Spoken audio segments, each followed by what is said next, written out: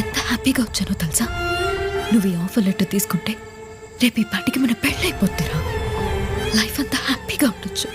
పోనీ నీ లైఫ్ మీద నీకంత క్లారిటీ ఉన్నవాడివి మా నాన్నని కన్విన్స్ చేస్తా అన్నావు. కానీ ఒక్కసారైనా ట్రై చేసావా? నువ్వేం చెయ్యవు, ఇలాగే ఉంటావు. అన్నిసార్లు నేనే అర్థం చేసుకోవాలి. సిద్ధుని చూడు, నా కోసం ఏమైనా చేస్తున్నారా.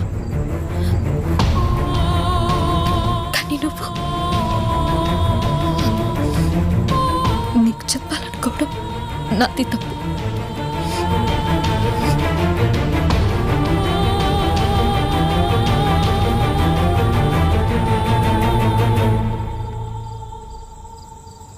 పెళ్లి చేసుకుంటారా?